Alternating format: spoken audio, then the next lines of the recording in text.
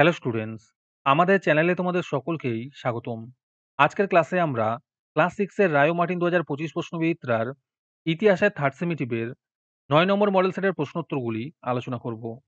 ইতিহাসের আগের model সেটগুলির প্রশ্নোত্তরের video তোমরা যদি দেখে না থাকো, তাহলে অবশ্যই আমাদের চ্যানেলে গিয়ে দেখে নিও। নিচে ডিসক্রিপশনে লিংক আমি দিয়ে রাখলাম। আর তোমরা যদি আমাদের চ্যানেলে নতুন হয়ে থাকো, তাহলে চ্যানেলটিকে সাবস্ক্রাইব করে পাশে থাকা বেল আইকনটি অলে প্রেস করে রেখো। তাহলে পরে ক্লাসের ভিডিওগুলি আমি আপলোড করলেই তোমাদের কাছে নোটিফিকেশন পৌঁছে যাবে। তাহলে শুরু করা যাক। ১ নম্বরে আছে সঠিক উত্তরটি নির্বাচন করো। ১ নম্বর প্রশ্ন হলো, পরবর্তী বৈদিক যুগ ধরা হয় খ্রিস্টপূর্ব ৮০০ অব্দ পর্যন্ত সময়কালকে। ২ নম্বর প্রশ্ন হলো, পরবর্তী বৈদিক সভ্যতার পূর্বসীমা ছিল মিথিলা। ৩ নম্বর প্রশ্ন হলো, মেগালিথ হলো বড় পাথরের সমাধি। ৪ নম্বর প্রশ্ন হলো, মহাজনপদের সংখ্যা ছিল ১৬টি। ৫ নম্বর প্রশ্ন হলো, পার্শ্বনাথ ছিলেন কাশীর রাজপুত্র। ৬ নম্বর প্রশ্ন হলো, ভারতীয় উপমহাদেশে প্রথম সাম্রাজ্য হলো মৌর্য সাম্রাজ্য। ৭ নম্বর প্রশ্ন হলো, শকাব্দ গণনা শুরু হয় ৭৮ খ্রিস্টাব্দ থেকে। ৮ নম্বর প্রশ্ন হলো, দ্বিতীয় নগরায়ণ হয়েছিল খ্রিস্টপূর্ব ৬০০ অব্দ নাগাদ। ৯ নম্বর প্রশ্ন হলো, কর্ষাপণ ছিল বহু প্রচলিত এক ধরনের মুদ্রা। ১০ নম্বর প্রশ্ন হলো, অষ্টাধ্যায়ী রচনা করেছিলেন পাণিনি। ১১ নম্বর প্রশ্ন হলো, চরক সংহিতায় প্রায় ৭০০ ঔষধি গাছপালার কথা পাওয়া যায়। ১২ নম্বর প্রশ্ন হলো, অস্ত্রোপচারের প্রয়োজনীয় যন্ত্রপাতি তৈরি করতে চিকিৎসকদের বিশেষ করে তামারের ওপর নির্ভর করতে হতো। ১৩ নম্বর প্রশ্ন হলো, হকা মনীষীদের শ্রেষ্ঠ সম্রাট ছিলেন প্রথম দরায় বোস। ১৪ নম্বর প্রশ্ন হলো, প্রথম অ্যান্টিনিও কোস ছিলেন সিরিয়ার শাসক। তারপরে আছে, নিম্নলিখিত বাক্যগুলির কোনটি সত্য কোনটি মিথ্যা লেখো। ১ নম্বর প্রশ্ন হলো, ঋগ্বেদে বিন্ধ্য পর্বতের উল্লেখ আছে, এটি মিথ্যা হবে। ২ নম্বর প্রশ্ন হলো, আদি বৈদিক যুগে নারীরা যুদ্ধে অংশ নিতেন, এটি সত্য হবে। ৩ নম্বর প্রশ্ন হলো, বৈদিক যুগে শিক্ষা ব্যবস্থার প্রধান ছিলেন গুরু, এটি সত্য হবে। ৪ নম্বর প্রশ্ন হলো, বর্ধমান মহাবিহার ৩০ বছর বয়সে সংসার ছেড়ে তপস্যা করতে চলে যান, এটি সত্য হবে। ৫ নম্বর প্রশ্ন হলো, প্রায় ১০ বছর তপস্যা করার পর সিদ্ধার্থ বোধি বা জ্ঞান লাভ করেন, এটি মিথ্যা হবে। তারপরে আছে, শূন্যস্থান পূরণ করো। ৬ নম্বরে আছে, মৌর্য সাম্রাজ্য গড়ে তোলার প্রধান কৃতিত্ব চন্দ্রগুপ্ত মৌর্যেরই। ৭ নম্বর প্রশ্ন হলো, সাম্রাজ্য টিকিয়ে রাখার জন্য মৌর্যদের শক্তিশালী প্রশাসন দরকার ছিল। ৮ নম্বর প্রশ্ন হলো, মগধ অঞ্চলে শালি ধানের চাষ বেশি ছিল। ৯ নম্বর প্রশ্ন হলো, কেরলে গোলমরিচের ফলন ছিল বিখ্যাত। ১০ নম্বর প্রশ্ন হলো, ব্যাকটেরিয়ার গ্রিক রাজাদেরই স্তবন বলা হয়েছে পুরাণ সাহিত্যে। তারপরে আছে, বাম স্তম্ভের সঙ্গে ডান স্তম্ভ মেলাও। মুদ্রা রাক্ষস হবে বিশাখ দত্ত। ১০ কুমার চরিত হবে দণ্ডী। নাগানন্দ হবে হর্ষবর্ধন। গাথা সপ্তর্ষি হবে হাল। তারপরে আছে, পূর্ণ বাক্যে উত্তর দাও। ১২ নম্বর প্রশ্ন হলো, অমরকোষ অভিধান কে রচনা করেছিলেন? এর উত্তর হবে অমর সিংহ। ১৩ নম্বর প্রশ্ন হলো, ধাতু বিজ্ঞানের উন্নতির উদাহরণ হিসেবে কোন লোহার স্তম্ভটির নাম উল্লেখ করা যায়? এর উত্তর হবে দিল্লির কুতুব মিনার। ১৪ নম্বর প্রশ্ন হলো, ডাইমাকাস কার দূত হয়ে মৌর্য দরবারে গিয়েছিলেন? এর উত্তর হবে সিরিয়ার রাজা অ্যান্টিওকাসের দূত হয়ে। আজকের ক্লাসের ফ্রি পিডিএফটি পাওয়ার জন্য প্রথমে তোমাদের এই ভিডিওটিকে লাইক করতে হবে। তারপরে আমাদের চ্যানেলটিকে সাবস্ক্রাইব করে তার একটি স্ক্রিনশট তুলে আমাদের হোয়াটসঅ্যাপ নাম্বার 7501121499 পাঠালেই তোমরা ফ্রি পিডিএফটি পেয়ে যাবে। আর বাকিরা ৩ টাকা দিয়ে আজকের ক্লাসের সম্পূর্ণ মডেল সেটটি আমাদের কাছ থেকে নিতে পারো।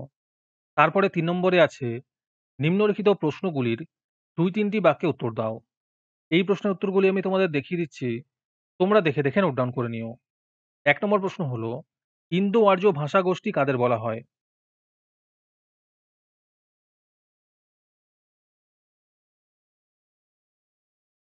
একের অথবাতে আছে, পরবর্তী বৈদিক সাহিত্য বলতে কি বোঝো? ২ নম্বর প্রশ্ন হলো, মল্লদের দুটি রাজ্যের নাম উল্লেখ করো। ২ এর অথবাতে আছে ষোড়শ মহাজনপদের দুটি গণরাজ্যের নাম উল্লেখ করো। ৩ নম্বর প্রশ্ন হলো, মৌর্য সাম্রাজ্যের প্রান্তীয় অঞ্চল বলতে কি বোঝো? ৩ এর অথবাতে আছে কবে কিভাবে মৌর্য শাসনের অবসান হয়েছিল?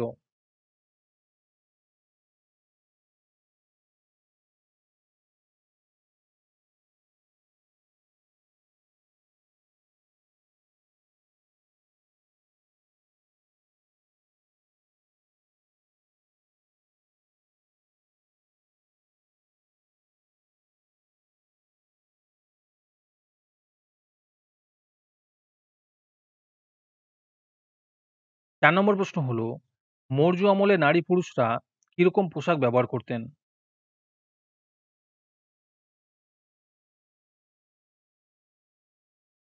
৪ এর অথবাতে আছে মৌর্য আমলে মানুষদের ঘরবাড়ি ও আসবাবপত্র কেমন ছিল? ৪ এর অথবাতে আছে মৌর্য আমলের মানুষদের ঘরবাড়ি ও আসবাবপত্র কেমন ছিল? ৫ নম্বর প্রশ্ন হলো, সঙ্গম সাহিত্য বলতে কি বোঝো? ৫ এর অথবাতে আছে সংখ্যায়ন বলতে কি বোঝো?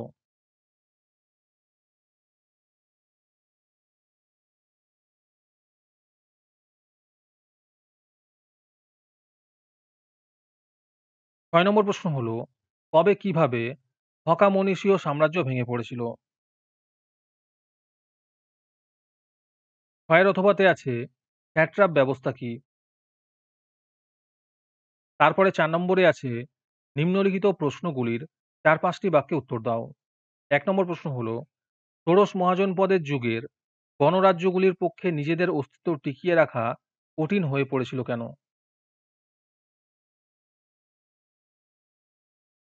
১ এর অথবাতে আছে বৌদ্ধ ধর্মের চতুরার্য সত্য বলতে কি বোঝো?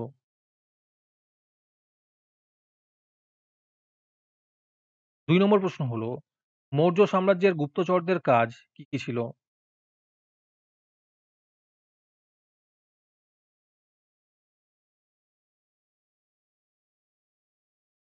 ২ এর অথবাতে আছে মৌর্য সম্রাট অশোক কিভাবে তার ধর্মনীতি দিয়ে প্রজাদের ঐক্যবদ্ধ রাখার চেষ্টা করেছিলেন সংক্ষেপে লেখো।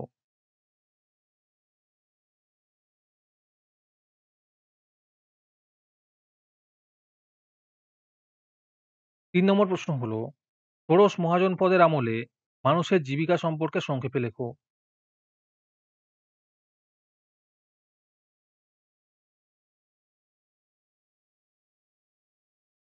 ৩ এর অথবাতে আছে গুপ্ত আমলের অগ্রহার ব্যবস্থা সম্পর্কে সংক্ষেপে লেখো।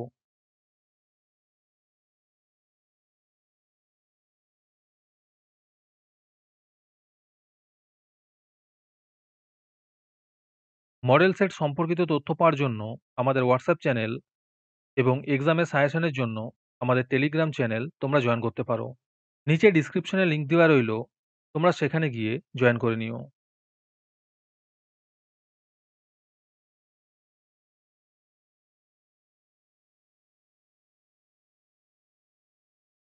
তারপরে ৪ নম্বরে আছে জাতিভেদ প্রথা চিকিৎসা বিজ্ঞান চর্চায় কতটা সমস্যা সৃষ্টি করেছিল সংক্ষেপে উল্লেখ করো। ৪ এর অথবাতে আছে গুপ্ত ও পল্লব আমলের শিল্পচর্চার সংক্ষিপ্ত পরিচয় দাও।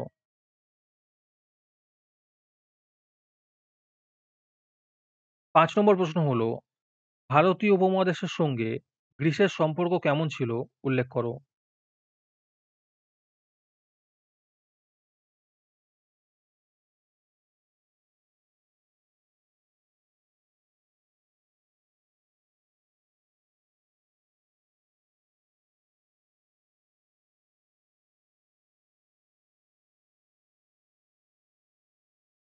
পাঁচের অথবাতে আছে ভারতের সঙ্গে চীনের সাংস্কৃতিক যোগাযোগ কিভাবে হয়েছিল সংক্ষেপে লেখো।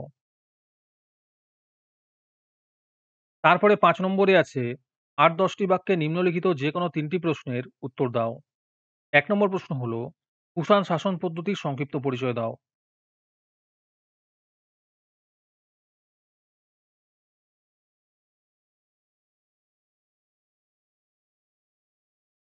একের অথবাতে আছে হর্ষবর্ধনের শাসন ব্যবস্থার সংক্ষিপ্ত পরিচয় দাও।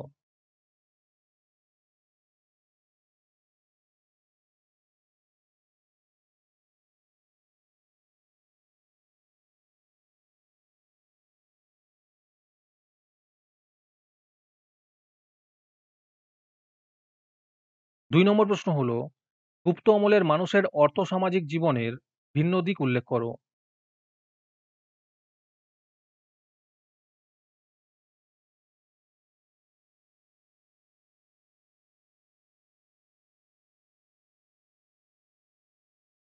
২ এর অথবাতে আছে কুষাণ আমলের মানুষের অর্থ-সামাজিক জীবনের সংক্ষিপ্ত পরিচয় দাও।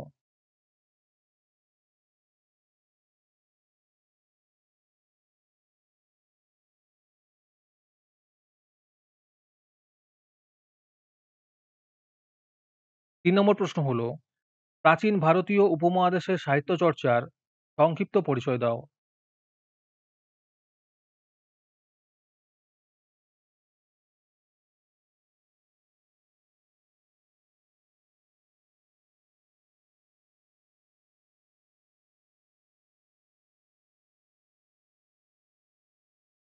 ৩ এর অথবাতে আছে প্রাচীন ভারতীয় উপমহাদেশের বিজ্ঞান চর্চার সংক্ষিপ্ত পরিচয় দাও।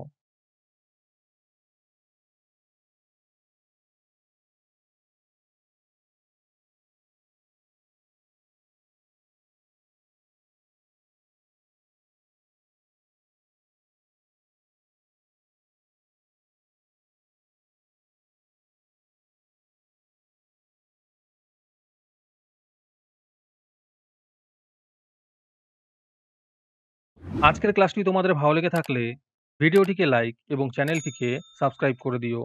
তার সাথে ভিডিওটি তোমাদের সহপাঠীদের শেয়ার করে দিও। আর তোমরা কোথা থেকে আমাদের ভিডিওটি দেখছো অবশ্যই কমেন্টে লিখে জানিও। তাহলে আজকে এই পর্যন্তই। দেখা হচ্ছে পরের ক্লাসে।